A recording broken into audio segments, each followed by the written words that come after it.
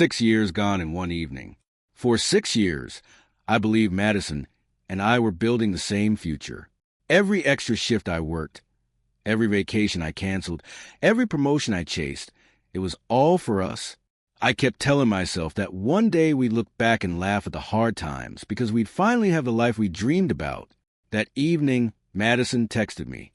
Madison asterisk, meet me at La Belle at 7, dressed nicely. I smiled the moment I read it. La Belle wasn't the kind of restaurant we normally visited. It was expensive, elegant, and always fully booked. I immediately thought, this is it. Maybe she was finally ready. Maybe tonight she was going to say yes before I even had the chance to ask. I spent almost an hour choosing a shirt. I even stopped by a jewelry store on my way. The ring wasn't expensive, not yet, but it was beautiful. I'll come back for you next month, I whispered to it before leaving the store. By the time I reached the restaurant, Madison was already waiting. She looked stunning. The same smile, the same perfume, the same woman I'd fallen in love with 6 years earlier. I walked over with a grin. I'm sorry I'm a few minutes late. It's fine, she answered quietly. I sat down. You look amazing. Thanks. Something felt different. She wasn't smiling back. Usually she'd tease me. Usually she'd steal fries from my plate before order her own. Tonight, she simply stared at the table. The waiter arrived. What would you like to drink? I'll have sparkling water, Madison said. I'll have the same. After the waiter left, silence filled the table. I laughed awkwardly. So, what's the special occasion? She folded her hands together. We need to talk. My smile slowly disappeared. Those 4 words had never led anything good. Is everything okay? She took a deep breath. No. Another silence. I waited. She looked straight into my eyes. Ethan, I don't think we should be together anymore. For a second, I honestly thought I had heard her wrong. What? I want to end this. I blinked. What are you talking about? I'm serious. I laughed nervously. Okay, not funny. I'm not joking. The air suddenly felt heavy. Where is this coming from? She looked away. I met someone. I stared at her. What? I met someone else. Every sound inside the restaurant disappeared. People were laughing around us. Plates were clinking. Music was playing. But I couldn't hear any of it. I only heard those 4 words. I met someone else. I forced myself to ask, Are you cheating on me? She hesitated. I didn't plan for it to happen. That's not what I asked.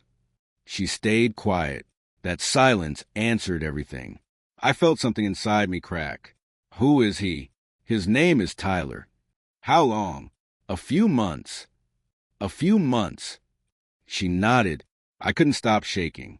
A few months? While you were telling me you love me? She looked uncomfortable. It's complicated. No. I leaned forward. It's actually very simple. You lied. She sighed. Ethan. No. You don't understand. Then explain it. She rubbed her forehead. Tyler has goals. I frowned. What does that even mean? He's ambitious. So am I. He owns his own company. I've been working overtime for 2 years. I know. I've been saving money. I know. I've been trying to buy us a house. I know. Then what exactly is wrong with me? She finally said the words that changed everything. You're just ordinary. I froze. She continued before I could respond. You've always been comfortable. I wanted more. I laughed in disbelief. More. I want a bigger life. I want luxury. I want someone who's already successful. I stared at her. So 6 years together weren't enough? They mattered. Really? Yes. Because right now it feels like they meant absolutely nothing. She looked guilty for only a second before her expression hardened again. Love isn't enough anymore. Those words hurt more than discovering she'd cheated. I lowered my voice. Do you remember when you lost your job? She nodded slowly. Who paid your rent? You did. When your father was in the hospital? You helped. When your car broke down? You paid for it. When you wanted to study again? You encouraged me. I smiled sadly. I was never keeping score. I did those things because I loved you. She looked down. I know. So why? I already told you. No, you gave me excuses. I want the truth. She stayed silent. I waited. Finally, she whispered, I don't think you'll ever become the man I want. That sentence hit harder than anything else. I looked at the woman I had planned to marry, the woman whose birthday I never forgot, the woman whose favorite coffee order I knew by heart, the woman whose dreams had become my dreams. And suddenly, I didn't recognize her. The waiter returned with our drinks. He sensed the tension immediately. Is everything all right? Madison forced a smile. Yes. I shook my head. No.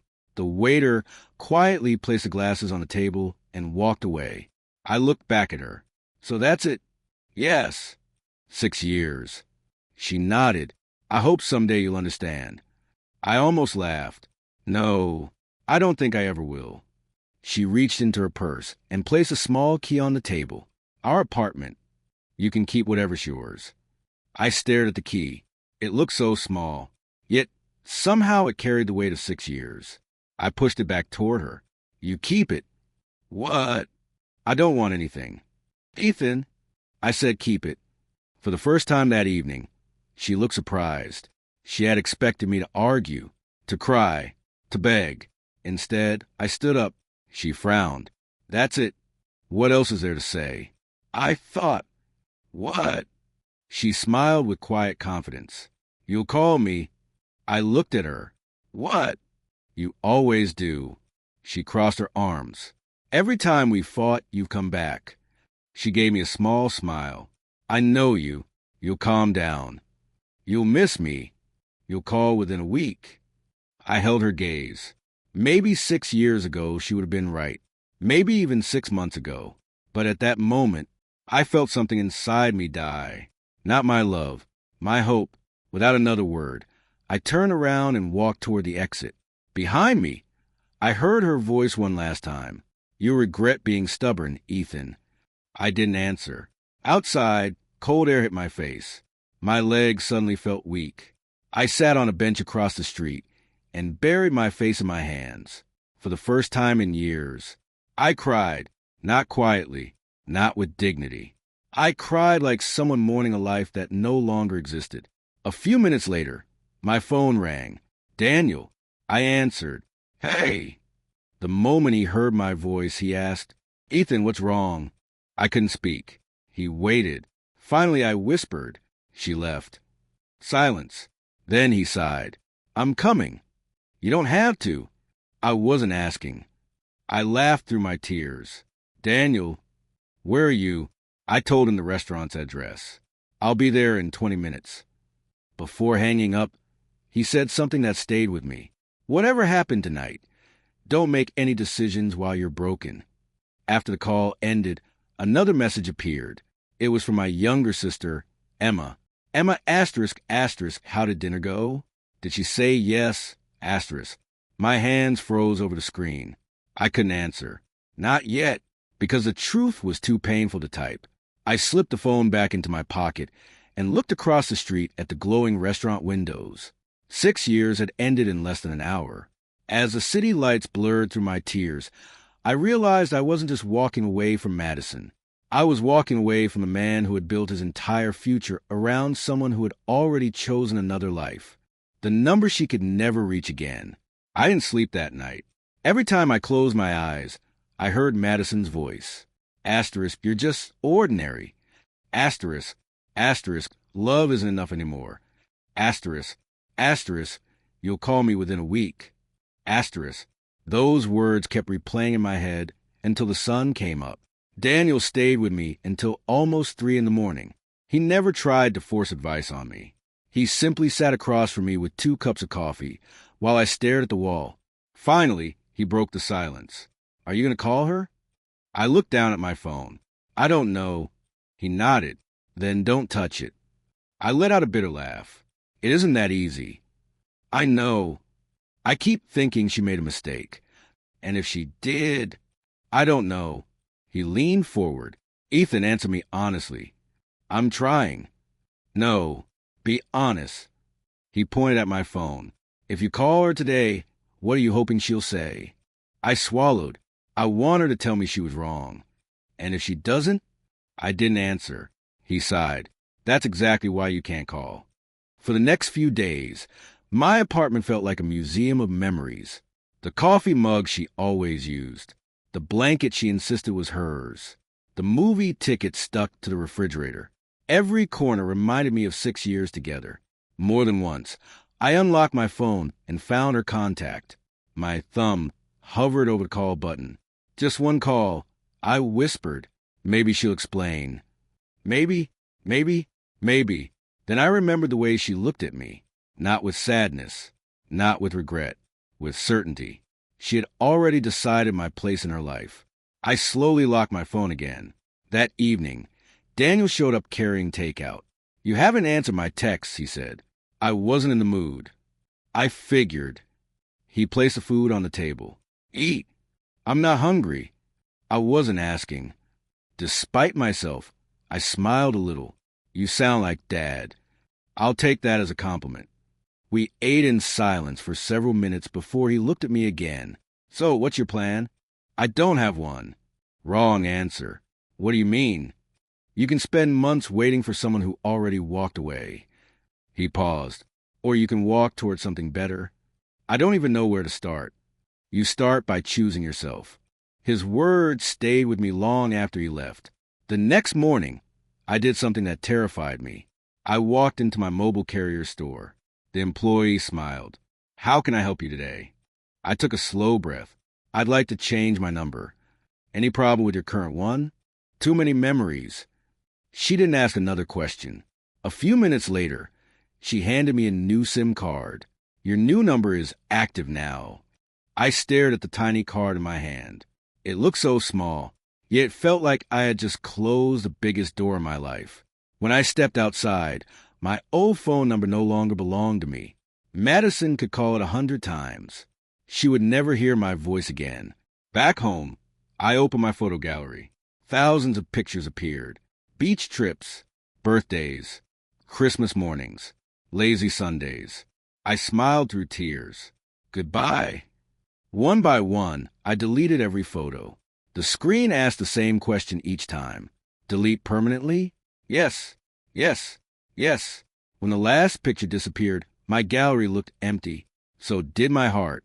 But for the first time since the breakup, I could finally breathe. Becoming someone I had forgotten. The first month in my new city was the loneliest month of my life. Every morning, I woke up hoping the pain would feel smaller. It didn't. I unpacked my boxes, arranged my apartment, and walked through unfamiliar streets. But nothing felt like home. One Saturday morning, I stood in my tiny kitchen staring at a coffee mug. It wasn't special. It was just blue. But it reminded me of Madison. I sighed. Seriously? I laughed at myself. It's just a mug. Even so, I dropped it into a donation box. If something only reminded me of pain, I didn't need to keep it. My phone buzzed. It was Grace. Grace asterisk. Coffee in 20 minutes? I smiled. Me asterisk. Only if you're paying. She replied almost instantly. Grace asterisk. Dream on. Grace had become one of the few people I trusted. We met during my first week after transferring to the new office. She worked with employee development and somehow knew exactly when someone was pretending to be okay. When I reached the cafe, she waved from a corner table. You look better, she said. I slept 6 hours. That's progress. I guess. She pushed a cup toward me. I ordered before you got here. Still trying to bribe me with coffee? It's working. I laughed. For a few minutes, we talked about work. Then she suddenly asked, have you checked her social media lately? I looked away. No. Truth. I sighed. Yesterday. And I hated myself afterward. She nodded like she'd expected that answer. Nathan, I know. No. She leaned forward. I don't think you do. I frowned. What do you mean? You keep measuring yourself through her decisions. I'm not. You are. I'm trying to move on. But every step you take is still about her. I stayed quiet. She continued softly. You don't exercise because you want to feel healthy. You exercise because you hope she'll regret leaving. You work harder because you hope she'll hear about your promotion. You avoid calling because you're waiting for her to call first. Every sentence landed like a punch. Finally, I whispered, maybe. She smiled sadly. That's normal, but it isn't healing. What is healing then? She took a sip of coffee. The day you stop asking what Madison thinks. The day you wake up and only ask what Ethan wants. I looked down at my hands. I don't even know who Ethan is anymore. She answered without hesitation. Then maybe it's time to find him. Monday morning arrived faster than I expected. As soon as I entered the office, my manager waved me over. Ethan, Mr. Harrison wants to see you. My stomach tightened. Did I do something wrong? He laughed. If you had, I wouldn't be smiling. I knocked on the CEO's office. Come in. Mr. Harrison looked up from his desk. Have a seat. I sat down carefully. I've reviewed your recent work. My heartbeat sped up. I hope everything is okay. He smiled. It's better than okay. He handed me a folder. I want you to lead our newest software project. I blinked. Me? Yes. There are people with more experience. There are. So why me? He leaned back. Because talent matters. But character matters more. I didn't know what to say. He continued. Your previous manager told me something interesting. I looked confused. What? He said you always take responsibility. You never blame anyone else. You solve problems instead of creating them. I smiled awkwardly. I just do my job. Exactly. He pointed toward the folder. That's why I trust you. Trust. I hadn't heard that word in a long time. Thank you. Don't thank me. He smiled. Prove me right. I will. I know. As I walked out of his office, someone accidentally bumped into my shoulder. Oh, I'm so sorry. I turned around. A woman about my age was trying to catch a stack of files before they hit the floor. I quickly helped her. Got them. She laughed. Thanks. No problem. I'm Olivia. Ethan. She smiled warmly. So you're the famous transfer everyone keeps talking about. I laughed. I hope they're saying good things. So far. That's reassuring. She extended her hand. Welcome to the team. I shook it. For the first time in months, meeting someone new didn't feel exhausting. It felt easy. That evening, Grace called. How was work? I smiled without realizing it. Busy. That's not an answer. Mr. Harrison gave me a huge project. See. What? Someone believes in you. I guess. And I met someone. Grace became quiet for a second. Oh, don't start. She laughed. I'm just asking. Her name's Olivia. A co-worker? Yeah. Cute. I have absolutely no idea. Liar. I laughed. I wasn't looking. Good. Because looking isn't the same as living. After hanging up, I thought about those words. For months, I had been looking backward. At memories. At regrets. At questions with no answers. Maybe Grace was right. Maybe my life wasn't waiting somewhere behind me. Maybe it was quietly beginning in front of me. That night, instead of checking Madison's social media, I put on my running shoes and went outside. The cold air filled my lungs as I started jogging through streets that were slowly beginning to feel familiar. No one knew my past here. No one knew how broken I had been. For the first time in a long while, I wasn't running away from heartbreak. I was running toward a version of myself I had almost forgotten existed. And somehow, that felt like the best decision I had made since changing my number. The woman who didn't need me to be perfect. By the time 3 months had passed, my new apartment finally felt like home. Not because the furniture had changed, because I had. Every morning, I woke up without checking my phone for a message that would never come. That alone felt like a victory. Work became the busiest part of my life. The software project Mr. Harrison had trusted me with was moving faster than expected, and most days I spent more time discussing ideas than thinking about my past. One afternoon, Olivia dropped a folder onto my desk. You forgot this in the meeting room. I looked up. I was wondering where it went. She crossed her arms and smiled.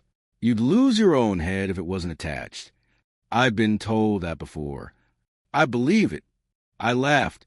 You know, you're surprisingly rude. I prefer the word honest. I'll pretend those are the same thing. She grinned. Deal. Working with Olivia never felt exhausting. There were no hidden meanings behind her words. No games. No tests. If she was happy, she smiled. If she disagreed, she said it. I wasn't constantly wondering whether I had said the wrong thing. One evening we stayed late, finishing a presentation. After almost 2 hours, she leaned back in her chair. I'm starving. So am I? She closed her laptop. There's a small noodle place across the street. You asking me out? She looked at me with fake shock. Wow. What? Your confidence recovered quickly. I laughed. I was kidding. So was I. We walked to the restaurant together. The place was small but warm. As soon as we sat down, she looked at me. Can I ask you something? Depends. Why do you always avoid talking about yourself? I don't. You do. I talk. You answer questions. That's different. I smiled. Maybe. She stirred her drink. You always listen. You always help. But nobody really knows you. I stayed quiet for a moment. Finally, I said, I had a long relationship. She nodded without interrupting. It ended badly. I'm sorry. I thought losing her meant losing my future. And now, I looked out the window. Now, I think I just lost someone who stopped choosing me a long time before she actually left. Olivia didn't rush to comfort me. She didn't say, she didn't deserve you. She didn't insult Madison. Instead, she simply asked, does it still hurt? I smiled honestly. Some days. And today. I thought for a second. Less than yesterday. She raised her glass. That's worth celebrating. I laughed and clinked my glass against hers. For surviving, for healing. The following weekend, Grace invited me to join a hiking group. You need sunlight. I go outside. Walking from your car to the office doesn't count. I had a feeling you'd say that. She laughed. A few hours later, I found myself climbing a trail with people I had never met before. Halfway up the hill, Grace looked at me. You're smiling. I am. You didn't even notice. I looked around.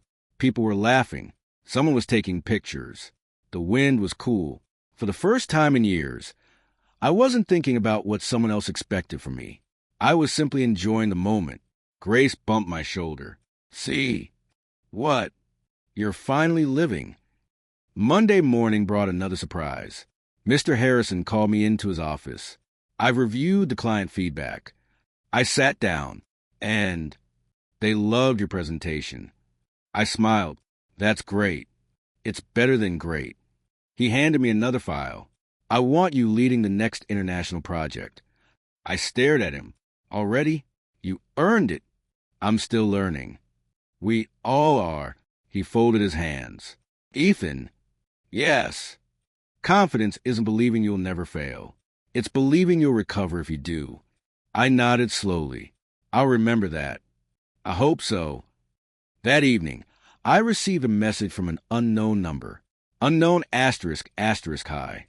This is Sophie asterisk. I frowned. I didn't recognize the name. A second message appeared. Sophie asterisk, I'm Madison's cousin. My chest tightened. For a moment, I considered deleting the message. Instead, I replied, Me asterisk, is everything okay? She answered almost immediately. Sophie asterisk asterisk, can we talk? Just 5 minutes. Asterisk. Curiosity won. I agreed to meet her at a quiet cafe the next afternoon. When I arrived, she stood and gave me a nervous smile. Thanks for coming. No problem. She wrapped both hands around her coffee cup. I wasn't sure you would. I almost didn't. I understand. Silence settled between us. Finally she spoke. I wanted to apologize. I looked confused. For what? For everything Madison said. You didn't do it. I know. but I watched it happen. I stayed quiet. She looked down. She really believed you'd come back. I didn't answer, even after she started dating Tyler. Sophia sighed. She kept saying the same thing. What? Ethan always forgives me. He'll call eventually. He can't stay away from me. I listened without saying a word. She wasn't worried. She thought she had all the time in the world. I smiled sadly. She knew the old me. Sophie nodded. Exactly. She hesitated before continuing. Things aren't going well anymore. What happened? Tyler isn't who he pretended to be. I looked at her. What do you mean? He spends money he doesn't have. He hides bills. They argue almost every day. I took a slow sip of coffee. For months, I had imagined hearing news like this. I thought it would make me happy. Instead, I felt almost nothing. Sophie noticed my expression. You're not surprised. I don't know. You don't seem angry either. I'm tired. Of what? Living inside the past. She smiled softly. I think you've changed. I had to. Before leaving, Sophie looked back at me. Can I tell Madison something? I considered the question. Finally, I nodded. You can tell her? I paused. That I hope she finds peace. And that's all. That's all. She looked almost disappointed. No message. No questions. No revenge. I smiled. If I still needed revenge, I'd still be giving her power over my life. After Sophie left, I stayed at the cafe for another few minutes. I thought hearing about Madison's problems would feel satisfying. Instead, I realized something far more important. My happiness no longer depended on her sadness. That evening, Olivia called. Busy? Not anymore. I accidentally bought 2 movie tickets. Accidentally?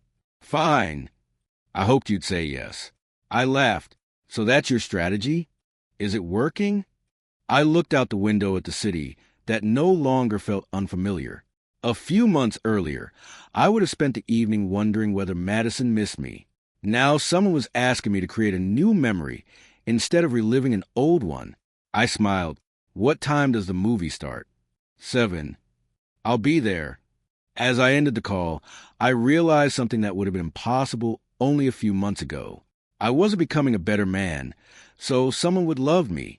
I was becoming someone I finally loved being. When peace became my greatest victory, life surprised me in the strangest way. The more I stopped chasing the past, the faster my future seemed to arrive. One Monday morning, I was halfway through my coffee when Mr. Harrison stepped into my office. You have a minute? Of course.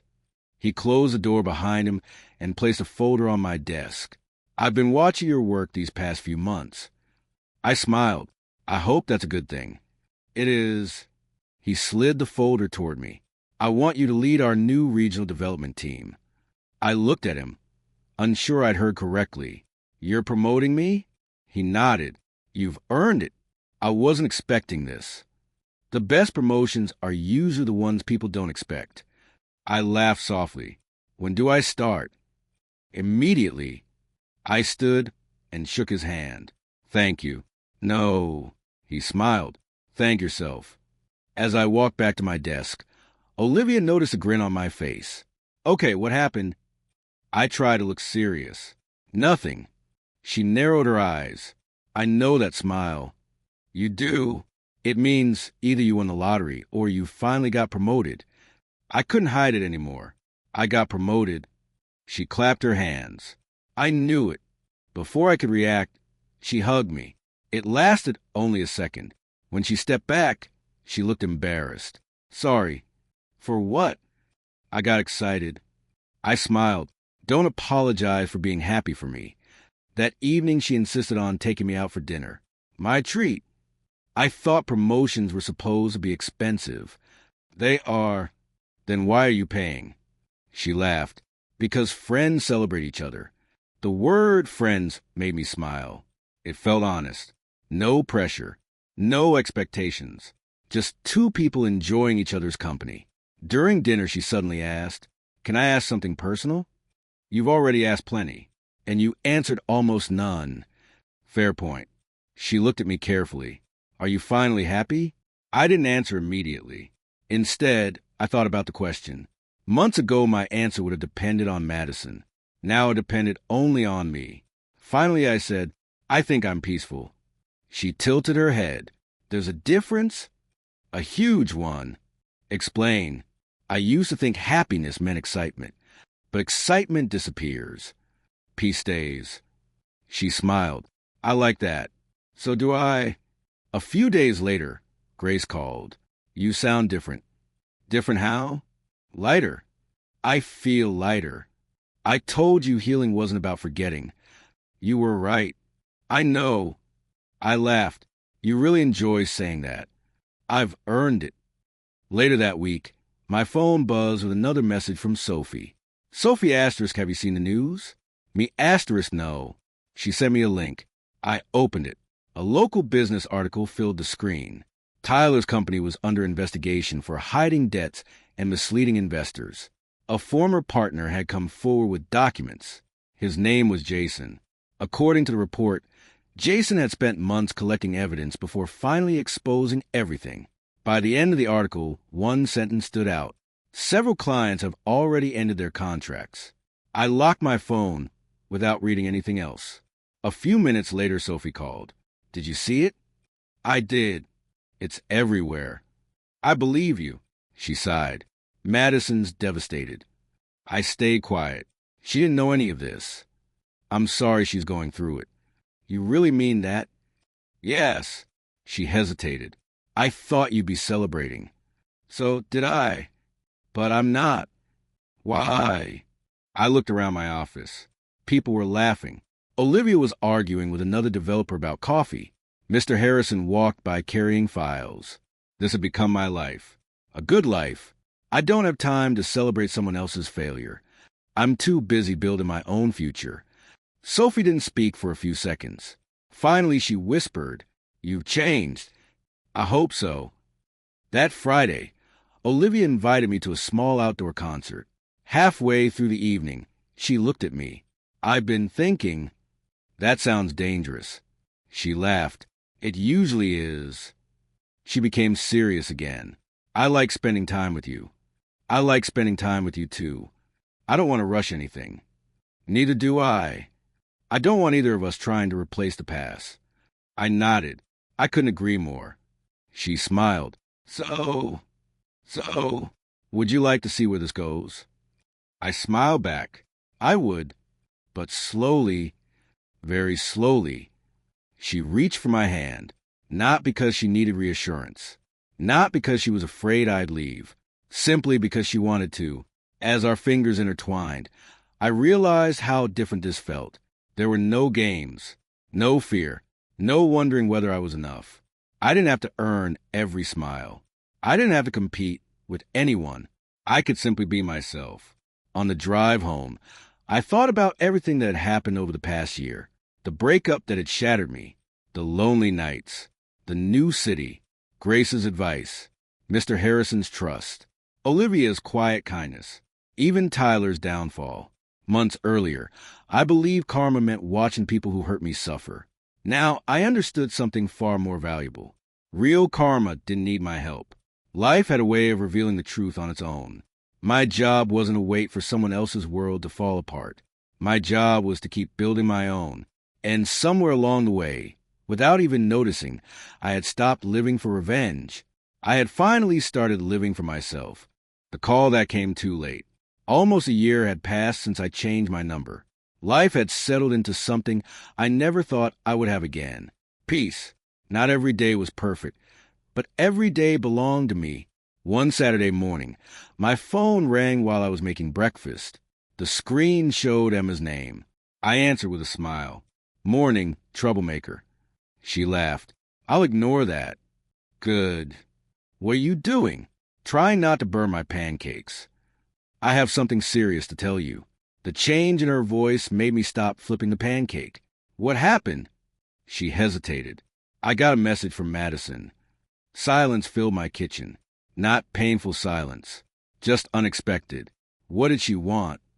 She asked if I'd help her contact you. I leaned against the counter. I told her I didn't have your new number. Good. But I smiled. There's always a but. She asked if I would at least ask you. What exactly did she ask? Emma took a slow breath. She wants to meet. For what? She said, just once. I didn't answer immediately. Months ago, I would have said yes before she finished the sentence. Now I wasn't sure I felt anything at all. Emma spoke again. You don't have to go. I know. I'll tell her no. I looked out the kitchen window. The old version of me wanted answers. The new version of me didn't need them. Still, curiosity is a strange thing. I'll meet her. Emma sounded surprised. Really? One conversation. Are you sure? I'm not going because I miss her. Then why? I think I just want to see how much we've both changed. We agreed to meet the following Tuesday at a quiet cafe. I arrived early, not because I was nervous, because I didn't want to keep anyone waiting. 5 minutes later, the door opened. Madison walked inside. For a second, I almost didn't recognize her. She looked thinner. The confidence that had once filled every room before she entered was gone. When our eyes met, she gave me a small smile. Hi. Hi. She sat across from me. Neither of us spoke for several seconds. Finally, she whispered, You look different. I smiled politely. I've been told that. No, I mean, she looked at me carefully. You look happy. I didn't know how to answer, so I simply nodded. I am. She looked down at the table. I'm glad. The waiter came over. We ordered coffee. As soon as he left, Madison folded her hands together. I practiced this conversation 100 times. Did it help? She laughed softly. Not really. I waited. She took a deep breath. I'm sorry. Her voice shook. I know those words can't fix anything. They can't. I know. She nodded. I still needed to say them. I listened quietly. I hurt you. Yes. I lied. Yes. I chose someone else. You did. Tears slowly filled her eyes. I thought I knew what I wanted. I stayed silent. I thought money meant security. I thought expensive dinners meant happiness. I thought Tyler could give me the life I deserved. She laughed bitterly.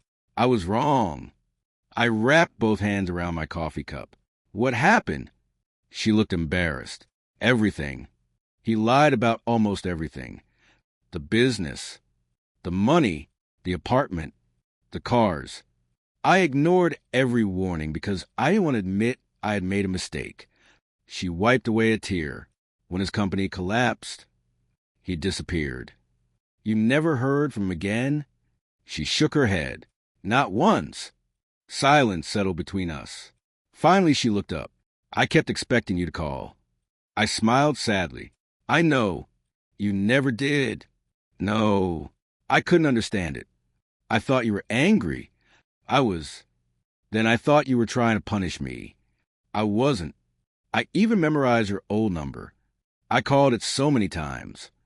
She laughed quietly. I didn't know you had changed it. I changed more than my number. I can see that. She looked at me with tears in her eyes.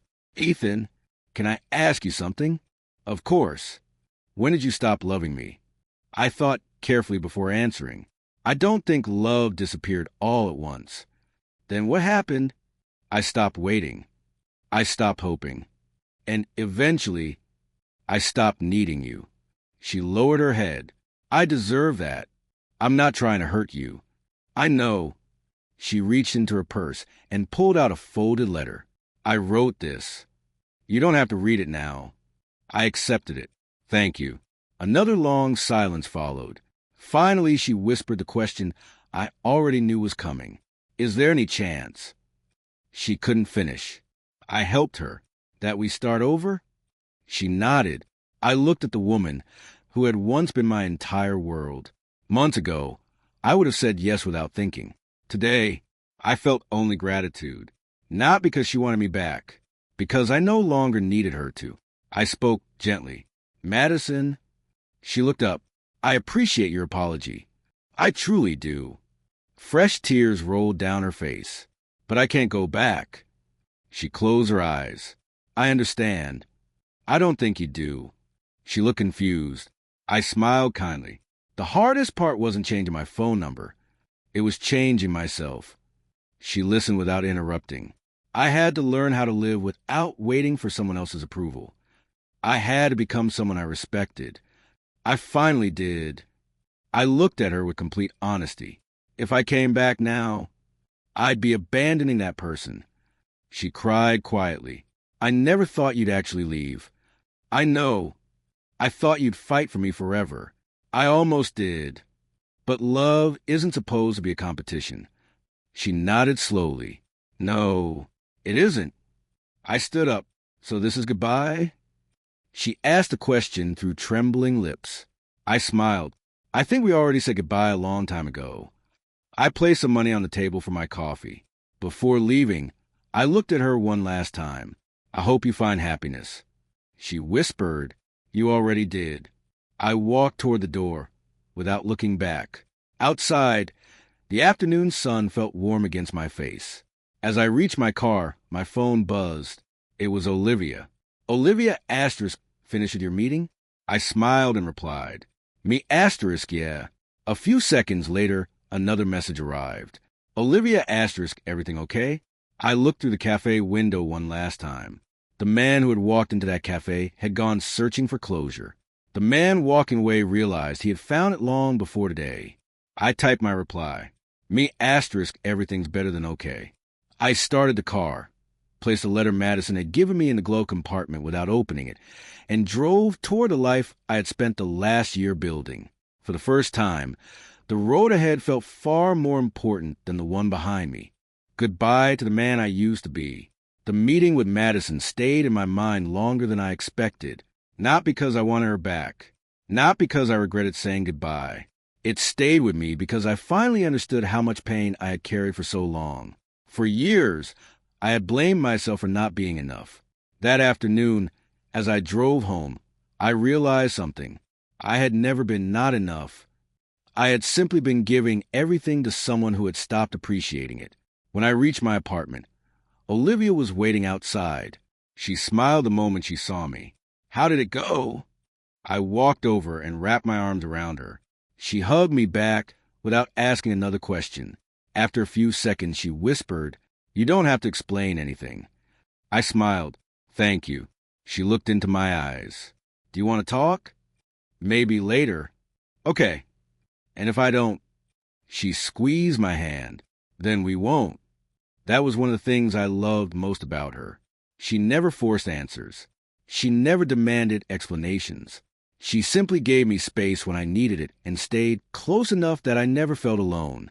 We spent the evening making dinner together. At one point she laughed as I burned the garlic. You've been promoted twice, but you still can't cook. I have other talents. I'm still looking for them. I laughed. You enjoy making fun of me. A little. A little? Okay, a lot. For the first time that day, I laughed without thinking. Later that night, after Olivia went home, I sat on my balcony with a cup of tea. My phone rang. It was Grace. You survived? I did. How do you feel? I looked up at the stars. Lighter. Really? Yeah. No anger? Not anymore. No sadness. Some. But not because I lost her. Grace stayed quiet. Then why? Because I realized how long I forgot myself. She didn't interrupt. I continued. I spent years trying to become the man someone else wanted. I never asked myself who I wanted to become. Grace smiled through the phone. That's called growing up. I thought growing up was getting older. No, it's learning when to stop abandoning yourself. Her words settled deep inside me. Before hanging up, she said, Don't erase your past. I won't. Just stop living there. The following weekend, I drove back to my hometown, not because anyone asked me to, because I wanted to. There were places I had avoided ever since the breakup. The small park where Madison and I had our first date. The bookstore where we spent rainy afternoons. The coffee shop where I once believed we would plan our wedding. For months, I had treated those places like they belonged to heartbreak. Now I wanted to reclaim them. I parked near the park and started walking. The The bench was still there. I smiled. I remember this. I sat down. A little boy ran past me chasing a soccer ball. His father laughed and called after him. For a moment, I watched them without thinking about the past. Then I closed my eyes. I expected pain. Instead, I felt gratitude. Not because everything had worked out, because I had survived the days I thought would destroy me. I whispered to myself, "You made it." Those 3 words meant more than I expected. When I left the park, I stopped by the old coffee shop. The owner recognized me. "Ethan?" I smiled. "It's been a while." "Too long." "The usual?" I laughed. "You still remember?" Some customers are hard to forget. As I drank my coffee, I realized something strange. Nothing inside me wished Madison would walk through the door. Months ago, I had imagined that moment 100 different ways. Now, I simply enjoyed my coffee. That alone told me how far I had come. A few days later, Emma invited me to dinner. She looked at me across the table and smiled. "You've changed." "I keep hearing that." "This time I mean it." "How?" "You don't look like you're carrying the world anymore." I laughed. I was carrying someone else's world. "And now I'm busy building my own." She reached across the table and squeezed my hand. "I'm proud of you." "Thanks." She hesitated. "I talked to Madison last week." I nodded. "How is she?" "Trying." "I'm glad." Emma looked surprised. "You're really not angry?" I shook my head. "No." "You forgave her?" "I forgave what happened." "That's different." She frowned. "How?" "I don't need to let someone back into my life to stop hating them." She thought about that for a moment. "So you can forgive without going back?" "Exactly." She smiled. I never looked at it that way. That evening, Olivia came over with takeout. I was too lazy to cook. Good. So was I. We ate on the balcony while watching the sunset. Halfway through dinner, she looked at me. "Can I ask one question?" "You get one." She laughed. "If Madison asked again..." I smiled before she finished. My answer wouldn't change. "You didn't even let me finish." "I know what you were going to ask." "And I already chose my future." She reached for my hand. "I'm glad." "So am I." There was no dramatic confession. No promises that everything would always be perfect. Just quiet understanding. And somehow, that felt stronger than any passionate declaration I had ever heard. As the sky turned orange, I looked out across the city. I remembered the man who had sat outside a restaurant almost a year earlier, convinced his life was over. I wished I could speak to him. I'd tell him, "You're going to cry. You're going to doubt yourself. You're going to wonder if you'll ever smile again. But keep walking. One day you'll wake up and realize the pain no longer owns you. You won't forget what happened. You'll simply stop living inside it." I smiled to myself. The old version of me had loved with fear. He believed losing one person meant losing his future. The man I had become understood something different. Love should never require you to abandon yourself. If it does, it isn't love. As Olivia rested her head on my shoulder, I quietly said goodbye. Not to Madison. Not to the relationship. I said goodbye to the man who believed he had to beg to be chosen. He had carried me as far as he could. Now it was time to let him rest. And for the first time in my life, I truly felt free. My new number, my new life. A year passed faster than I expected. If someone had told me 12 months earlier that I would wake up smiling instead of checking my phone with a heavy heart, I would have laughed. Back then, every morning began with hope that Madison would call. Now my mornings began with something much better. Peace. One Saturday, I stood in the kitchen making coffee when Olivia walked in wearing one of my oversized hoodies. She smiled. "Morning. Morning."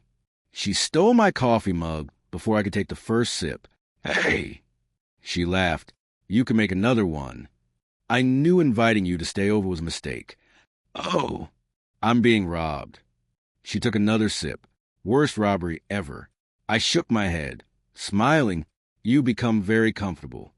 "I'll take that as permission." I couldn't help laughing. The apartment no longer felt empty. It felt alive. Music played quietly in the background. Pictures from our trips decorated the shelves. There were plants Olivia insisted we needed, even though I kept forgetting to water them. Somehow, life had become wonderfully ordinary, and for the first time, ordinary felt beautiful. Later that morning, my phone rang. It was Mr. Harrison. "Good news," he said. "I'm listening. The board approved your proposal." I blinked. They did. They loved it. A smile spread across my face. "Thank you for believing in me." I only opened the door. You walked through it. After ending the call, I turned toward Olivia. "What happened?" she asked. "The project." "What about it?" "It was approved." She threw her arms around me. "I knew it." I wasn't so sure. I was. She stepped back and smiled proudly. "You've worked too hard not to succeed." Her words meant more than she realized. Not because they praised me, because they were honest. There were no comparisons, no conditions. She celebrated my success as if it were her own. That was the kind of love I had spent years looking for. The following weekend, my family came over for dinner. Emma arrived first. Daniel showed up carrying dessert. "You still can't cook," he joked. "I cook. You survive. There's a difference." Emma laughed. "He's right. I subtly regret inviting both of you." Daniel looked around the apartment. "You've done well." "I've been lucky." He shook his head. "No, you've worked." Those words stayed with me. Years ago, I would have brushed off every compliment. I would have searched for reasons why I wasn't good enough. Now, I simply smiled. "Thanks." During dinner, Emma looked at Olivia. "I'm glad he met you." Olivia glanced at me before answering. "I'm glad I met him too." Daniel raised his glass. "To second chances." I shook my head. "No." Everyone looked at me. "I don't think this is a second chance." Emma frowned. "What do you mean?" "I think this is my first chance. My first chance to live the way I should have all along." Nobody spoke for a moment. Then Daniel smiled. "I like that better." A few days later, I decided to clean the storage closet. Boxes filled with old books, cables, and forgotten clothes were stacked against the wall. While moving one of them, something fell onto the floor. An old phone. I picked it up slowly. It was a phone I had used before changing my number. The screen was cracked. The battery was dead. I stared at it for several seconds. So many nights. So many unanswered messages. So many hours spent hoping it would ring. I found the charger, plugged it in, and waited. A few minutes later, the screen lit up. The wallpaper appeared. It was an old picture of Madison and me at the beach. I smiled, not because I missed her, because I remembered the man holding that phone. He loved with everything he had. He wasn't weak. He wasn't foolish. He simply believed love could fix everything. I quietly changed the wallpaper to a blank black screen. Then I opened the message history. Thousands of conversations. Late night promises. Vacation plans. Arguments. Apologies. Dreams. I read only a few lines before locking the phone again. I didn't need to relive them. I had already learned what they had to teach me. Olivia walked into the room. "What did you find?" I held up the old phone. "My past." She sat beside me. "How do you feel?" I thought about the question. "A little emotional. Sad." I smiled. "No." Grateful. She rested her head against my shoulder. "For what?" "For surviving. For growing. For becoming someone that younger version of me would be proud of." She looked at the phone. "What are you going to do with it?" I stood up. "Come with me." We drove to a local donation center that accepted old electronics for recycling and reuse. As we walked inside, the volunteer smiled. "Can I help you?" I placed the phone on the counter. "I'd like to donate this." He nodded. "We'll make sure it's recycled properly." I thanked him and turned toward the door. Halfway outside, I stopped, not because I wanted the phone back, because I wanted to say goodbye. Not to Madison, to the person I used to be, the young man who believed his value depended on someone choosing him, the man who thought begging proved love, the man who confused sacrifice with self-respect. He had carried me through the hardest season of my life. Now it was my turn to let him rest. Olivia slipped her hand into mine. Ready? I smiled. I've been ready for a long time. We walked toward the parking lot together. The afternoon sun was warm. People hurried past us, each carrying their own stories. Some were probably beginning chapters they didn't understand yet. Others were finally closing old ones. I realized life wasn't divided into winners and losers. It was divided into people who stayed trapped in yesterday and people who found the courage to keep walking. Changing my phone number had seemed like a small decision. At the time, it felt like I was only cutting off one person. I was wrong. I had cut off fear. I had disconnected from a version of myself that believed love had to be earned by suffering.